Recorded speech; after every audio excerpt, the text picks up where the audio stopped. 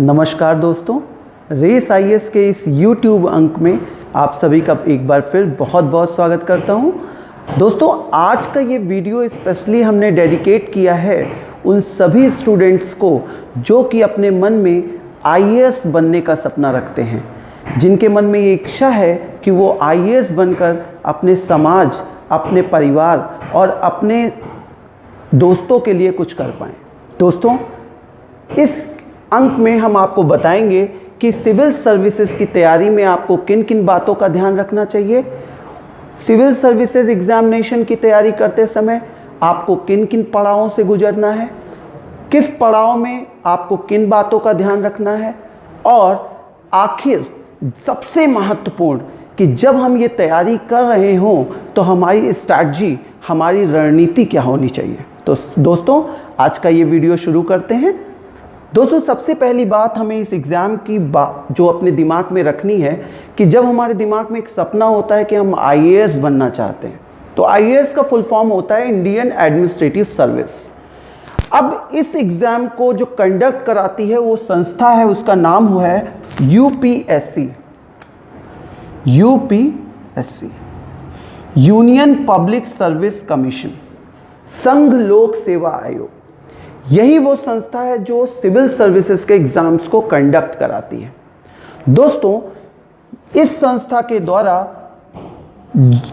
जून माह में pre exam conduct कराया जाता है सिविल सर्विसेज का, सितंबर में आपका मेंस एग्जामिनेशन और उसके बाद interview and then final result.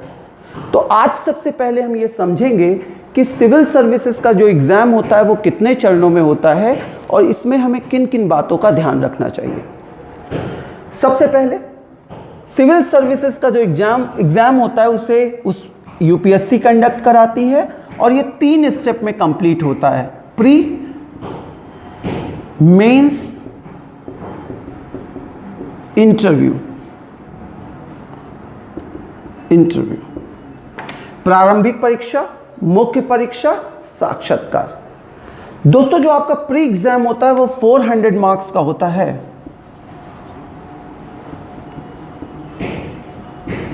₹400 अंकों का होता है और मेंस 1750 अंकों का।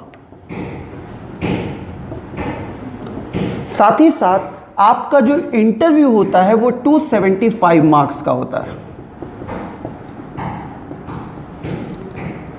इस तरह अगर हम बात करें तो ये है वो स्कोर जो डिफरेंट अलग अलग चरणों में हम देखते हैं कि आईएएस एग्ज़ाम के दौरान हमारे सामने होते हैं। देखिए, सबसे पहले प्री 400 मार्क्स का, मेंस 1750 मार्क्स का, इंटरव्यू 275 मार्क्स का। अब बात आती है कि अगर हम इस एग्ज़ाम को देखें तो यहाँ पर सिविल सर्वेंट या फिर आईएएस बनने के लिए इन तीनों चरणों में किसके नंबर जुड़ेंगे, ये क्वेश्चन हमारे सामने सबसे पहले आता है। तो ध्यान रखने वाली बात ये है कि इसमें मेंस और इंटरव्यू का नंबर ही आपकी फाइनल रैंकिंग में जोड़ा जाएगा। अगर आप सोचें कि आप आईएएस बनना चाहते हैं तो इन तीनों चरणों में से किसका नंबर वैल्यू करता है, तो बताना चाहूँगा कि इसके लिए केवल आपका इंटरव्यू और मेंस का ही नंबर इसमें जुड़ेगा। अगर हम देखें तो ये दोनों मार्क्स को जब ऐड करते हैं तो ये होता है अप्रॉक्स 2025 मार्क्स का। तो इस तरह हमारा जो आईएएस एग्जामिनेशन है वो 2025 नंबरों का होता है। अब जिस बच्चे ने इस एग्ज़ाम को दिया या अटेम्प्ट लिया और उसने प्री एग्ज़ाम फेस किया, फिर मेंस और इंटरव्यू, तो उसकी टोटल मार्किंग 2025 मार्क्स में ही होगी। ध्यान देने वाली बात यह है कि इस टोटल स्कोर में आपने जितना भी स्कोर पाया होगा उसके आधार पर आपकी रैंकिंग डिसाइड होगी और जो स्कोर के अकॉर्डिंग आपको आईएएस, आईपीएस या फिर आईएफएस या अदर सर्विसेज अलॉट होंगी। आईएएस का फुल फॉर्म होता है इंडियन एडमिनिस्ट्रेटिव सर्विस, आईपीएस का फुल फॉर्म होता है इंडियन पुलिस सर्विस, आईएफएस का फुल फॉर्म होता है इंडियन फॉरेस्ट सर्विस। इसके बाद अन्य कई सेवाएं होती हैं जिसमें कि आप जा सकते हैं। हर साल लगभग इसकी 1000 वैकेंसीज होती हैं अप्रॉक्स। जिसमें कि पूरे देश से स्टूडेंट बैठते हैं और फाइनली अप्रॉक्स 1000 स्टूडेंट सेलेक्ट होते हैं, जिसमें कि जितनी भी सीटें आईएएस की होती हैं उस अकॉर्डिंग सबसे टॉप मोस्ट रैंकिंग रखने वाले बच्चों को आईएएस अलॉट होता है, देन आईपीएस और फिर उसके बाद आईएफएस। तो इस तरह हमने जाना कि एग्ज़ाम जब हम देते हैं तो हमारा मेंस और इंटरव्यू के स्कोर ही सबसे इम्पॉर्टेंट रोल प्ले करते हैं, जबकि प्री को क्वालिफाइंग एग्जामिनेशन के दर्जे में रखा गया। मतलब प्री एग्जाम सिर्फ इसलिए यूपीएससी कंडक्ट कराता है जिससे वो छांट पाए कि कौन सा बच्चा रियल सेंस में आईएएस के मेंस एग्जाम में बैठने योग्य है। इससे ज़्यादा प्री का कोई महत्व नहीं होता। तो दोस्तों, पहली रणनीति हमारी यहीं पे बनेगी, पहली स्ट्रैटेजी यहीं पर बनेगी। जब हम आईएएस की तैयारी करने जाते हैं तो हमारा पूरा फोकस केवल प्री पे होता है, जबकि जो हमारी स्कोरिंग काउंट होगी, जो हमारे स्कोर काउंट होंगे, वो होते हैं मेंस और इंटरव्यू के आईएएस बनने में। तो इसलिए हमारा पूरा फोकस जो होना चाहिए वो तैयारी के शुरुआती दौर में मेंस पर होना चाहिए, और फिर धीरे धीरे जब हम एग्ज़ाम के पास आते हैं, जब आपके प्री एग्ज़ाम पास आते हैं, तो आपकी स्ट्रैटेजी धीरे से प्री एग्ज़ाम की तरफ मोल्ड हो जानी चाहिए। तो इस तरह सबसे पहले हम जान पाए कि हमारी तैयारी की शुरुआती अप्रोच क्या हो सकता है। अब बात आती है, लेकिन फिर भी प्री एग्ज़ाम है तो महत्वपूर्ण, क्योंकि अगर आपने प्री नहीं क्लियर किया तो आप मेंस तक पहुंच नहीं पाओगे। तो ऐसे में बात आती है कि आखिर प्री एग्ज़ाम क्या होता है, ये कैसे दिया, इसमें कितने स्कोर के क्वेश्चन पूछे जाते हैं, किस तरह के क्वेश्चन पूछे जाते हैं, उनको हम डिस्कस करते हैं। तो पहली बात हमारी क्लियर हो गई कि जिस एग्ज़ाम को आप आईएएस बोलते हैं, एक्चुअली वो सिविल सर्विसेज का एग्ज़ाम है, यूपीएससी कंडक्ट कराती है।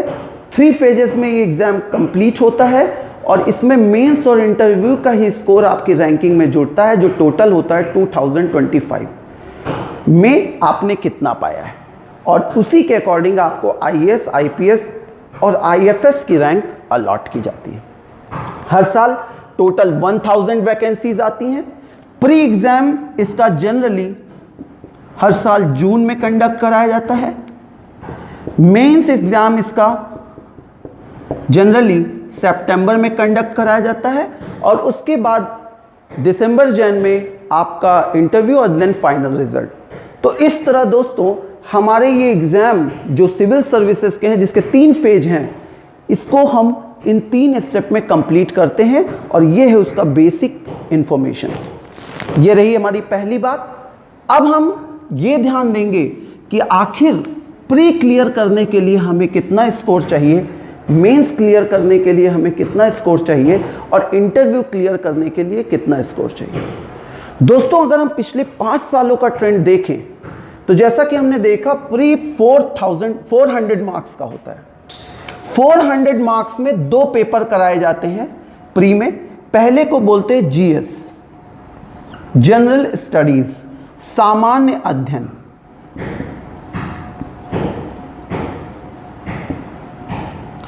और दूसरा पेपर होता है सीसैट,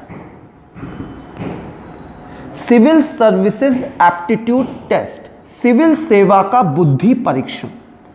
दोस्तों, अगर हम देखें तो 200 मार्क्स का हमारा जीएस का पेपर होता है प्री में, और फिर उसके बाद 200 मार्क्स का सीसैट का पेपर होता है।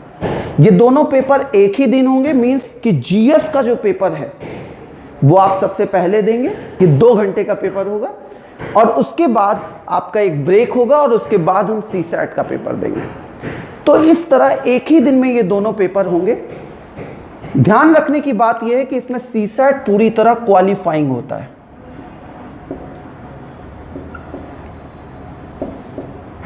मींस जब आप एग्जाम देने के लिए जाएंगे और अपना प्री अटेम्प्ट कर रहे होंगे, प्री एग्जाम दे रहे होंगे, तो आपको ये दोनों पेपर देने होंगे। लेकिन जब इसके नंबर काउंट करने की बारी आएगी कि प्री आप क्लियर कर रहे हो कि नहीं, तो सबसे पहले कॉपी चेक होगी सीसैट की, और देखा जाएगा कि क्या आप इसमें टोटल में 33% पा रहे हो या नहीं। अगर आपका 33% स्कोर नहीं आता तो आपकी जीएस की कॉपी चेक नहीं होगी। लेकिन अगर आप ये 33% स्कोर कर लेते हो तब आपकी जीएस की कॉपी चेक होगी और फिर आपने जीएस में कितना स्कोर किया है इसी के आधार पर डिसाइड होगा कि आप प्री एग्जाम को क्रैक करके आगे बढ़ रहे हो या नहीं। मींस कि प्री एग्जाम में आपका सीसैट का सेगमेंट भी क्या होता है, क्वालिफाइंग होता है। मींस आपको इसमें केवल 33% स्कोर करना है और अगर आप ये करते हैं तो आपकी जीएस की कॉपी चेक होगी और इसमें जितना भी आप स्कोर करते हैं उसके बेस पे डिसाइड हो जाएगा कि आप प्री एग्जामिनेशन क्लियर कर रहे हैं या नहीं। बात आती है कि आखिर 200 स्कोर जो इसका है जीएस का, इसमें मैक्सिमम हमें कितना पाना चाहिए। तो याद रहे अभी तक जो इसका जनरल कट ऑफ जा रहा है वो 105 to 107 ये जाता है, लेकिन जब से ये पैटर्न चेंज हुआ है उसके बाद एक बार इसका स्कोर लगभग 116 के करीब भी जा चुका है। मींस किसी भी हालत में अभी तक मेरिट 116 से ऊपर नहीं गई है। तो अगर हम अपनी तैयारी कर रहे हो तो हमारा अप्रोच ये होना चाहिए, लगभग हमारा 55 to 57 क्वेश्चन अगर हम इसमें सही कर लेते हैं, क्योंकि जीएस में टोटल क्वेश्चन पूछे जाते हैं 100, जिसमें हर एक क्वेश्चन का स्कोर होता है 2। तो अगर हम इसमें से 55 क्वेश्चन सही कर लें तो चांसेस हैं कि हम सिविल सर्विसेज का प्री एग्जाम आसानी से क्लियर कर सकते हैं। तो मींस प्री एग्जाम में आपको 100% क्वेश्चन सॉल्व करने की ज़रूरत नहीं है। अगर आप इसमें 55% भी क्वेश्चन कर लेते हैं तो आपका सिलेक्शन कोई रोक नहीं सकता। तो इसलिए हमें यहाँ पर इस अप्रोच को बहुत ध्यान से देखना चाहिए कि प्री एग्ज़ाम हमारे लिए सिर्फ क्वालिफाइंग एग्ज़ाम है और उसमें भी जीएस को क्वालिफाई करने के लिए हमें केवल और केवल 55 क्वेश्चन सही करने हैं 100 में। अगर हम ये कर लेते हैं तो हम अपने मेन फेज में आ जाएंगे, जिसे आप मेंस कहते हैं। तो दोस्तों इस तरह हमने देखा कि आज तक प्री का कट ऑफ कितना गया है और प्री के स्कोर कितने हमें चाहिए होते हैं अगर हम क्लियर करना चाहें। अब बात आती है मेंस में। दोस्तों अगर मैं मेंस और इंटरव्यू की बात करूं, क्योंकि आपकी जो रैंकिंग बनती है मेंस और इंटरव्यू को जोड़कर बनती है, इसी से डिसाइड होगा कि आप आईएएस बनेंगे, आईपीएस बनेंगे या आईएफएस बनेंगे। तो मैं आपको बताऊंगा कि पिछले अगर हम 2013 से, जब से कि आपका ये बदले हुए पैटर्न पे एग्जाम हो रहा है, से 2018 तक जो स्कोर आ चुका है उससे ये डिसाइड होता है कि अभी तक जो टॉपर का स्कोर है वो हाईएस्ट 1126 तक गया है। मींस ये टोटल स्कोर को अगर हम जोड़ें तो 2025 में अभी तक टॉपर ने हाईएस्ट 1126 इतना ही स्कोर पाया है। और अगर इससे पहले हम देखें तो कई बार गौरव अग्रवाल के समय ये 1000 भी टच नहीं कर पाया जब उन्होंने टॉप किया था। तो इस तरह से अगर हम देखें तो अभी तक मैक्सिमम 1126 तक हमारा जो टॉप स्कोरर रहा है वो जा सका है। तो अगर हम ये डिसाइड कर लें कि आईएएस में 55% पे टॉपर है, अप्रॉक्स 55% पे टॉपर है, तो इससे हमारा एक बड़ा टेंशन रिलीज हो सकता है। क्योंकि जनरली जब हम देखते हैं और मेंस का सिलेबस यूपीएससी देखता है तो बहुत लेंदी रहता है और हम टारगेट करते हैं कि इसके हर सेक्शन से हमें क्वेश्चन करने हैं और 100% क्वेश्चन करने हैं। जनरली बच्चे इस बात को समझ नहीं पाते कि यूपीएससी एग्जाम के साथ साथ आपका धैर्य भी चेक करता है। वो चेक करता है कि असफलता के बाद भी कौन इस एग्जाम में जमा रह सकता है।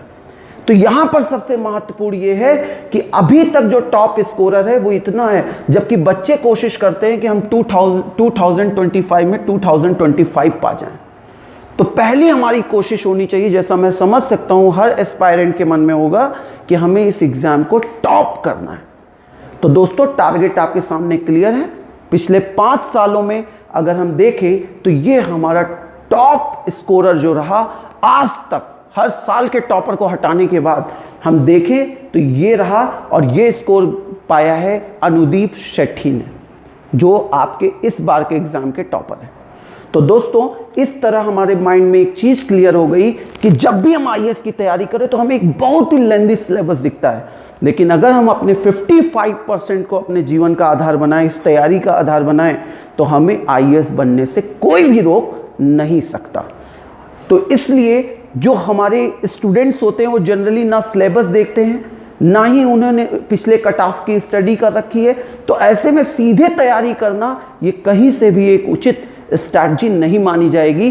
तो सबसे पहली ज़रूरत है कि हम पिछले जो प्रीवियस ईयर्स रहे उनमें क्या क्या कट ऑफ आया है, किसका कितना कट ऑफ था, प्री का कट ऑफ कितना गया है, मेंस का कट ऑफ क्या गया है और इंटरव्यू का कट ऑफ क्या गया है, इसकी हमें पूरी जानकारी होनी चाहिए, जिससे हम उसी के अकॉर्डिंग स्ट्रैटेजी बना पाएँ। तो ये रही हमारी दूसरी बात कि इस एग्जामिनेशन में कट ऑफ क्या जाता है। क्या आज से पहले हमने जितने भी एग्जाम दिए, क्या हमने उनमें 55% गेन नहीं किया है? बिल्कुल किया है। लेकिन हमारे सामने एक आईएएस हव्य के रूप में होता है, हमें लगता है कि it is like next to impossible task, इसलिए हम धैर्य खो देते हैं और अपनी रणनीति को पूरी तरह लागू करने का प्रयास नहीं करते।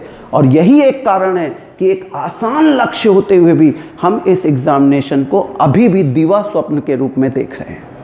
तो ये दूसरी बात हुई कि आईएएस के एग्ज़ाम में कट ऑफ क्या है। हमने पहली बात की थी कि जब हम आईएएस का एग्ज़ाम दे रहे हैं तो उसमें हमारी रैंकिंग में कौन से सेक्शन जुड़ते हैं, मेंस और इंटरव्यू मैंने बताया। और दूसरी बात हमने सीखी कि इसमें हमारा टास्क क्या होना चाहिए, 55%। ठीक है दोस्तों, अब हम तीसरे चरण की तरफ आगे बढ़ते हैं और अब हम देखेंगे कि आखिर प्री में कितने पेपर होते हैं, मेंस में कितने पेपर होते हैं, हमें इनके बारे में क्या बेसिक जानकारी चाहिए, उसके बारे में बात करेंगे। देखिए दोस्तों, जब हम इस तीसरे बिंदु की तरफ आगे बढ़ते हैं, जब हम प्री की बात करते हैं तो जैसा मैंने आपको बताया इसमें 2 पेपर होते हैं। एक है जीएस, जिसे आप सामान्य अध्ययन या जनरल स्टडीज के नाम से जानते हैं। दूसरा है CSAT, civil services aptitude test. दोस्तों यहां पे अगर हम बात करें जीएस की, तो जीएस की एक खास चीज है कि जब आप कहते हैं जीएस क्या होता है, सामान्य अध्ययन क्या है, तो एक जनरली अवेयर नागरिक को आसपास की जिन चीजों के बारे में ज्ञान होना चाहिए उतना ही ज्ञान अगर एक स्टूडेंट को है तो मान लीजिए कि उसने जीएस की तैयारी पूरी और अच्छी तरीके से कर रखी है। अब अगर हम बात करें जीएस में क्या क्या चीजें आती हैं, तो जैसे एक जनरली अवेयर पर्सन को हिस्ट्री के बारे में जानना चाहिए, ज्योग्राफी के बारे में जानना चाहिए, देश की इकोनॉमिक्स के बारे में जानना चाहिए, इकोनॉमी कैसे चल रही है। इसी तरह उसको देश में करंट में क्या क्या चीजें चल रही है, क्या क्या अपडेट आ रहे हैं, उनके बारे में जानना चाहिए, करंट अफेयर्स जानना चाहिए। और साइंस, इन सब चीजों के बारे में जब हम स्टडी करते हैं तो इसी को जीएस का नाम दिया जाता है। जी हाँ, जीएस कोई अपने आप में एक सेपरेट सेक्शन नहीं है, ये एक वो सेक्शन है जिसमें कि यूपीएससी देखता है कि व्यक्ति अपनी आसपास की चीज़ों में कितना अवेयर है, उनके बारे में कितना अवेयर है। तो जीएस में मेनली आपको history, geography, polity, economics and current affair and science का सेगमेंट देखना होता है। बिल्कुल, तो इसके बारे में हम अध्ययन करते हैं और इन्हीं से रिलेटेड जब 100 क्वेश्चन हमसे पूछे जाते हैं 200 मार्क्स में, और ये पूरी तरह से क्या होते हैं, सब्जेक्टिव होते हैं। सब्जेक्टिव मतलब मल्टीपल चॉइस क्वेश्चन होते हैं, मतलब बहुविकल्पीय होते हैं। आपको क्वेश्चन दिया होगा, नीचे उसके ऑप्शन होंगे, आपको मोस्ट एप्रोप्रिएट आंसर को टिक करना होगा। मीन्स यहां पर बच्चे के पास अगर थ्योरेटिकल नॉलेज है तो वो प्री को क्लियर करने के काफी करीब पहुंच जाता है। लेकिन यहां एक बात ध्यान रखने की है कि आईएएस के जितने भी प्री में भी क्वेश्चन आते हैं वो कॉन्सेप्चुअल होते हैं, जिनको करने के लिए आपको उनकी बेसिक जानकारी भी होनी चाहिए। तो यहाँ पे मैं आपको दूसरी रणनीति बताता हूँ कि अगर किसी स्टूडेंट ने केवल फैक्चुअल रट के किसी तरह प्री निकाल भी लिया तो मेंस में उसका कोई भला नहीं होने वाला है। इसीलिए इस एग्ज़ाम में पहले आपकी तैयारी जिस फोकस में होनी चाहिए वो फोकस होना चाहिए मेंस पे, जिससे आप उसके सभी कॉन्सेप्ट को समझ रहे हो, तभी आप यहाँ पर आकर जीएस के क्वेश्चंस को सॉल्व कर पाएंगे। दूसरे क्रम में सीसैट की बात करें, सीसैट का क्वेश्चन, सीसैट का पेपर भी 200 मार्क्स का होता है। आपको इसमें टोटल 33% पाना होता है क्योंकि ये क्वालिफाइंग पेपर है। इसमें आपसे, क्योंकि बुद्धि परीक्षण से संबंधित है, सिविल सर्विसेज एप्टीट्यूड टेस्ट से संबंधित है, सिविल सेवा बुद्धि परीक्षण से संबंधित है, तो यहां पर हमसे पूछा जाता है मैथ्स, रीजनिंग, कॉम्प्रिहेंशन, गद्यांश पद्यांश, इस तरह के सेक्शन से क्वेश्चन पूछे जाते हैं, जिससे वो आपकी जनरल अवेयरनेस आपकी समझ सके कि आप इंटेलेक्चुअली कितने स्ट्रांग हैं। तो इस तरह से दोस्तों इन 2 स्टेप में यूपीएससी हमारी परीक्षा लेता है, जिसे हम प्री एग्जामिनेशन का नाम देते हैं। देख रहे हैं जैसा कि सीसैट में तो केवल हमें 33% पाना है, और जब जीएस की बात करते हैं तो यही डिसाइड करता है कि हमारा प्री क्लियर हो रहा है कि नहीं। तो यहां पर हमने जैसा देखा कि 100 क्वेश्चन पूछे जाते हैं 200 मार्क्स में, तो अगर हम यहां 200 मार्क्स में 110 के अप्रॉक्स स्कोर कर रहे हैं, तो हम ये मान सकते हैं कि हम सेफर साइड में हैं, हम पूरी तरह सुरक्षित हैं। क्योंकि एक ही बार ऐसा हो पाया है अभी तक कि मेरिट कट ऑफ इसका जा गया है 116, उसके पहले ये 105 से जनरली 107 के बीच में रहता है। तो यहाँ ज़रूरत से ज़्यादा एफर्ट की ज़रूरत नहीं है, यहाँ पर बस एक सधी हुई रणनीति के साथ अपने लक्ष्य को हासिल करना हमारा सबसे प्रमुख नीति होनी चाहिए। क्योंकि अगर हम अनुदीप शेट्टी जो कि टॉपर रहे हैं इस बार, उनके स्कोर को ध्यान से देखें तो उन्होंने भी प्री में जीएस में 105 से 6 के बीच स्कोर किया है, और ऐसे में कट ऑफ के बिल्कुल पास थे। अगर उनका कुछ भी स्कोर कम होता तो शायद वो प्री भी ना क्लियर कर पाते। तो ऐसे में हमें ध्यान देने की ज़रूरत है कि अगर एक टॉपर की रणनीति इतनी सटीक रही कि उसने इस बात को समझा कि प्री क्वालिफाइंग होता है और उस पर ज़रूरत से ज़्यादा समय नहीं दिया जाना चाहिए, तो ये रणनीति सदैव कारगर होगी, ये हमें भी अपनानी चाहिए। अब आते हैं मेंस की तरफ।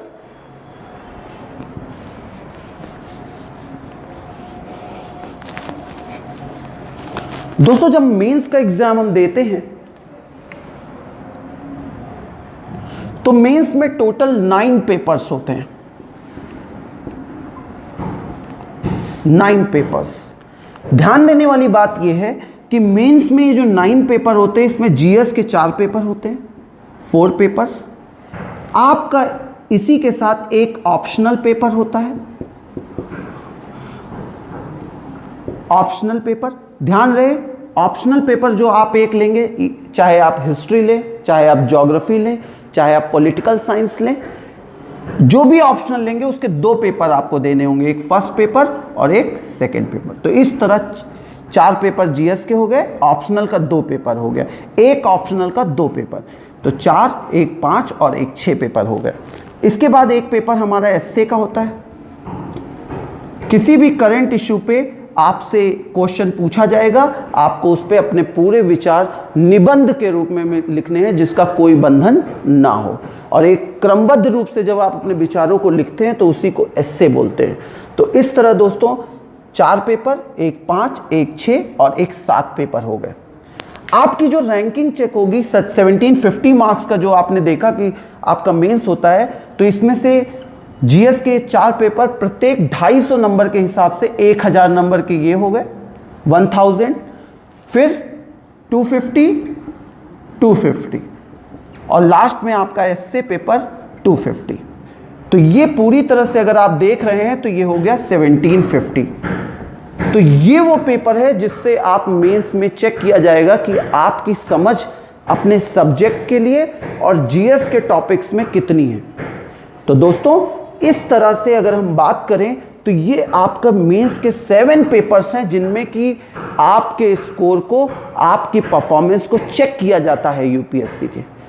अब आपके दिमाग में एक प्रश्न आ रहा होगा कि सर आपने तो बात कही कि इसमें 7 पेपर्स नहीं 9 पेपर्स होते हैं, और मैंने तो 7 पेपर्स में ही 1750 मार्क्स बता दिया। यस, तो यहां हमें ध्यान देना चाहिए कि इन पेपर्स के साथ यूपीएससी एक पेपर हिंदी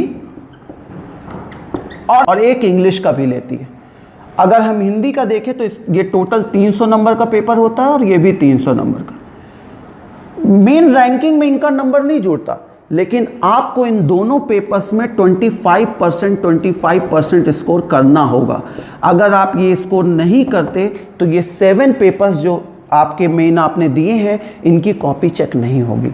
मींस आईएएस के मेंस में हिंदी इंग्लिश ये 2 पेपर क्वालिफाइंग होते हैं, मतलब इनमें आपको 25% नंबर लाने होंगे, इनका कोई स्कोर नहीं जुड़ेगा। उसके बाद आपके जीएस की 4 पेपर्स में, ऑप्शनल में, ऐसे में आपने क्या किया, इसके बेस पे आपके स्कोर डिसाइड होगा और ये डिसाइड होगा कि क्या आप आईएएस का मेंस निकाल रहे हैं या नहीं। ठीक है दोस्तों, अब बात आती है कि जब प्री हमारा क्लियर होगा तो क्या सीधे हम मेंस में पहुंच जाएंगे? नहीं, जब आप प्री क्लियर करेंगे तो आपको इसके बाद डैफ एक फॉर्म है उसे भरना होगा, DAF। इसमें आपको फॉर्म में अपनी बेसिक जानकारियों को देते हुए कंप्लीट डिटेल देनी होती है। जब प्री एग्जामिनेशन निकलेगा तो उसी के साथ ये भी नोटिस निकलेगी कि आपका डैफ फॉर्म कितनी जल्दी यूपीएससी की वेबसाइट पे अवेलेबल हो जाएगा, और जब वो अवेलेबल होगा तो सभी को साइट से डाउनलोड करके उसे ऑनलाइन सबमिट करना होगा। तो दोस्तों, इसमें हम अपनी हॉबीज़, अपनी सारी ऑप्शनल के बारे में सब कुछ इन्फॉर्मेशन देते हैं। फिर से एक बार रिपीट करूंगा कि सबसे पहले प्री एग्जाम के बाद आपको DAF, अगर आप प्री क्लियर कर रहे हैं तो DAF फॉर्म भरना होगा यूपीएससी की वेबसाइट से। इसके बाद आप जब वो फॉर्म भर देंगे और सबमिट कर देंगे, फिर आप अपने मेंस एग्जामिनेशन में जाएंगे, मेंस एग्जामिनेशन देंगे, और उसके बाद अगर मेंस आपका क्लियर होता है तो जो आपने डैफ फॉर्म भरा था जिसमें आपने अपनी सारी इंफॉर्मेशन प्रोवाइड की थी हॉबीज़ तक की, उसी के आधार पे बाद में आपका इंटरव्यू होगा। तो दोस्तों, यहाँ पर अगर हम बात करें कि टोटल ये 1750 का स्कोर जा रहा है, इसमें हमारा अभी तक का खास स्कोर हमें कितना चाहिए? तो दोस्तों, यहाँ पर ध्यान देने वाली बात है कि अगर इस 1750 को हम स्कोर लेकर चल रहे हैं तो यहाँ पर हमें एक चीज़ जो सबसे महत्वपूर्ण है वो क्या है कि कैसे हम इसमें ज़्यादा स्कोर पा पाएँ। इसमें हम ज़्यादा स्कोर कैसे पाएँ, ये हमारे लिए सबसे महत्वपूर्ण हो गया। तो दोस्तों, ये रहा मेंस का टॉपिक हमारे सामने। ये हमारे क्लियर हुए कि हमें टोटल 60 टॉपिक में ही हमारी मार्किंग की जाएगी। 2 टॉपिक हमारे ऐसे होंगे जो क्वालिफाइंग होंगे, और इसमें अगर हम 25% सिक्योर करते हैं तो बाकी के 7 पेपर चेक होंगे। इन्हीं 7 पेपर को हम क्या कहते हैं, मेंस। टोटल ये पेपर कितने हो गए? 9। तो दोस्तों, यहाँ पर बात ये आ गई कि आखिर मेंस की तैयारी कैसे करें। यहाँ पे सबसे इम्पॉर्टेंट बात है कि मेंस की तैयारी करते समय हमें 2 चीज़ें ध्यान रखनी कि हमारा बैकग्राउंड क्या है, हमारा एजुकेशनल बैकग्राउंड क्या है। इसमें कई ऐसे बच्चे होंगे जो आर्ट्स बैकग्राउंड से या ह्यूमैनिटी बैकग्राउंड से होंगे, दूसरे होंगे जो साइंस या कॉमर्स बैकग्राउंड से होंगे। तो जो ह्यूमैनिटी बैकग्राउंड से हैं उन्होंने generally history, geography, polity, economics, इन सभी टॉपिक्स को पढ़ रखा होता है, और जो आपके साइंस बैकग्राउंड से होते हैं उनके साथ ये सारा कुछ नया होता है। तो इसीलिए दोनों की तैयारी का तरीका एक नहीं हो सकता पूरी तरह। लेकिन फिर भी अगर हम कहें कि तैयारी का एक स्टैंडर्ड तरीका क्या होगा, तो दोस्तों सबसे पहले ज़रूरी होती है 6 to 12 तक की एनसीईआरटी की बेसिक नॉलेज। इससे जहाँ पर भी गैप रह गया है, चाहे वो एजुकेशन सिस्टम की वजह से हो, चाहे फिर समय की वजह से हो, या हमारा अटेंशन पे ना करने की वजह से हो, वो सारा गैप हमारा पूरी तरह भर जाएगा। इसके बाद जो तैयारी हमारी की जानी चाहिए उसका तरीका ये होता है कि सबसे पहले हमारा मेंस का सिलेबस जो यूपीएससी द्वारा प्रोवाइड किया गया है हमारे सामने होना चाहिए। मेंस का वो सिलेबस हमारे सामने है, आप देख सकते हैं दोस्तों। इसका लिंक भी हम आपको नीचे प्रोवाइड कर देंगे जिससे कि आप इसे डाउनलोड भी कर सकते हैं। तो मेंस के इस सिलेबस को जब आप आसानी से क्लोजली पढ़ेंगे तो आप जान जाएंगे कि यूपीएससी की डिमांड क्या है। जैसे जनरली मैं एक अगर एग्जाम्पल लूँ तो मेंस में हिस्ट्री के संबंध में कुछ अजम्पशन हमारे पहले से बने होते हैं। हिस्ट्री में हमें पता होता है कि एंशिएंट, मेडिवल, मॉडर्न, वर्ल्ड, ये सब कुछ पढ़ना है। तो बच्चा एक मोटी सी किताब ले आता है और एंशिएंट हिस्ट्री से शुरू कर देता है, जबकि अगर वो सिलेबस की स्टडी करे तो वहाँ साफ लिखा है कि एंशिएंट, मेडिवल, इन दोनों सेगमेंट से केवल literature, art form and architecture के सेगमेंट से क्वेश्चन पूछा जाएगा, ना कि इन डेप्थ पॉलिटिकल हिस्ट्री के बारे में। तो दोस्तों अगर हम इतना जान जाएं तो जनरली जो हमारी पढ़ाई का स्टैंडर्ड होता है, हम लोग क्या करते हैं कि पॉलिटिकल हिस्ट्री को खूब डिटेल में पढ़ते हैं और उसके बाद जहां से क्वेश्चन पूछा जाता है, जैसे लिटरेचर, किसी किंग ने लिटरेचर के क्षेत्र में क्या किया, साहित्य के क्षेत्र में क्या किया, आर्किटेक्चर में उसका क्या कॉन्ट्रीब्यूशन है, या फिर उसने कौन से आर्ट फॉर्म डेवलप किए, उस पर हम क्या हो जाते हैं, मौन हो जाते हैं, जबकि सिलेबस में यही सबसे प्रोमिनेंटली दिया गया है।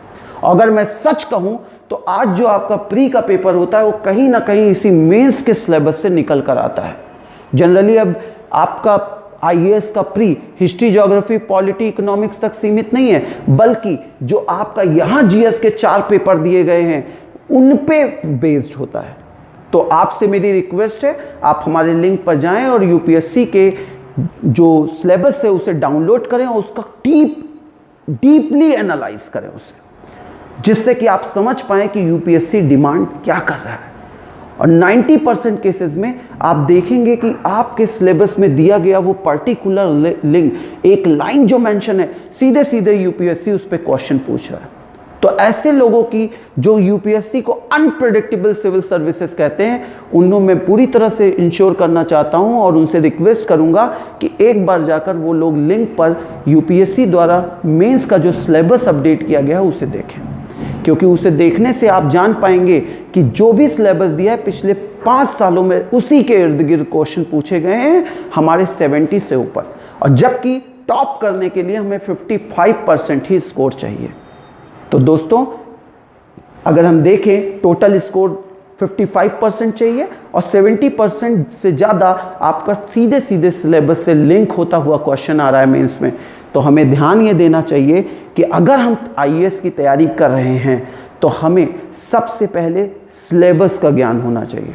आप सबसे पहले सिलेबस की स्टडी करें, फिर उसके बाद जब सिलेबस आपको पूरी तरह, इसको कि सिर्फ एक बार देखना नहीं है, आपको शुरू के 1 महीने तैयारी के दौरान डेली इस सिलेबस को देखना चाहिए ताकि एक छोटी से छोटी बात आप इसकी समझ पाए। इसके बाद आप प्रीवियस ईयर के क्वेश्चन पेपर उठाइए, उसे लिंक करिए कि ये क्वेश्चन अगर 2013 में आया तो आखिर हमारे सिलेबस में ऐसी कौन सी लाइन लिखी थी जिसकी वजह से ये क्वेश्चन पूछा गया है। और आप देखेंगे कि 2013 से 18 तक आते आते आपके दिमाग में वो जो आपके सामने एक भ्रम था कि आईएएस कभी नहीं क्लियर हो सकता, वो बहुत आसानी से बिल्कुल दूर हो जाएगा और आप ये समझ पाएंगे कि इसका एक सेट पैटर्न है जहाँ से क्वेश्चन बनना है।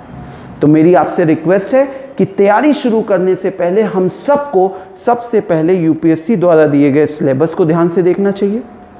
दूसरी बात, जब हम आगे बढ़ें तो हमें यहाँ पर एक चीज़ और देखनी चाहिए, वो ये कि सिलेबस के साथ साथ हमारी नज़र प्रीवियस ईयर के क्वेश्चन पेपर पे भी होनी चाहिए। लेकिन ये जो स्ट्रैटेजी मैं बता रहा हूँ ये केवल उन्हीं स्टूडेंट्स के साथ एप्लीकेबल है जिन्होंने एक बार यूपीएससी के बारे में थोड़ा कुछ पढ़ रखा है या उन्हें इन टॉपिक्स के बारे में बेसिक जानकारी है, उसके बाद उन्हें ये सारी चीज़ें लेकर चलनी।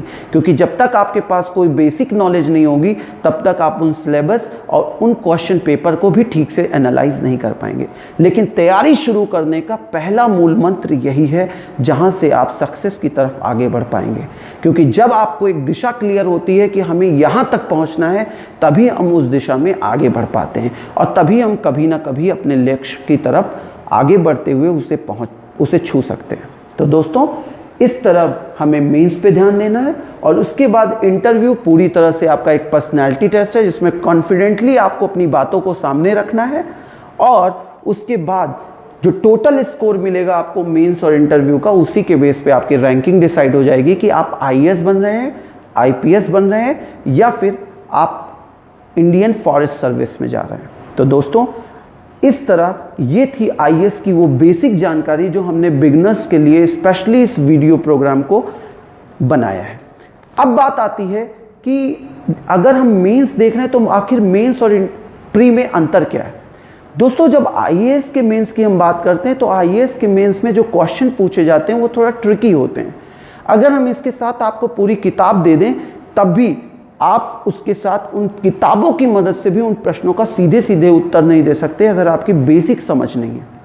जैसे अगर मैं एक क्वेश्चन का एग्जाम्पल लूँ, क्वेश्चन अभी आपसे पूछा गया कि बताइए कि भारत में लॉर्ड डलहौजी को, भारत को आधुनिक बनाने में लॉर्ड डलहौजी का रोल क्या है।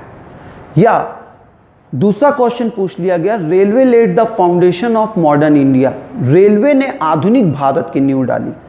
अब जनरल एक स्टूडेंट होगा तो वो लिखना शुरू करेगा कि हाँ रेलवे ने हमारे साथ ये चीज़ें हमको दी और इस तरह से रेलवे ने आधुनिक भारत की नींव डाली। लेकिन अगर हम इसे क्रिटिकली एनालाइज करें तो हम देख सकते हैं कि किसी एक चीज़ को, किसी एक परिणाम को पाने के लिए हम रिस्पॉन्सिबल नहीं मान सकते, या हम पूरी तरह किसी एक चीज़ को क्रेडिट नहीं दे सकते कि उसने भारत को मॉडर्नाइज किया। तो इस क्वेश्चन में हमें सबसे पहले रेलवे की कमियों को लिखना था कि आखिर उन्हें स्थापित करने में अंग्रेज़ों का क्या मोटिव था, और एक लाइन मेंशन करनी थी कि माना रेलवे ने भारत को कुछ आधुनिक बनाने में रोल प्ले किया, लेकिन इसके पीछे अंग्रेज़ों का ये हित था। तो इस तरह हम इसको कंक्लूड करेंगे। तो इस उत्तर को लिखते समय हमें सब्जेक्ट पे पूरी समझ होनी चाहिए। तो आईएएस की तैयारी के लिए सबसे महत्वपूर्ण है समझ, ना कि किसी टॉपिक को रटना। तो दोस्तों आज के इस अंक में इतना ही। अगले अंक में हम आपके साथ मेंस की तैयारी कैसे करें उसकी डिटेल एनालिसिस प्रस्तुत करेंगे। Thank you so much everybody. Thank you.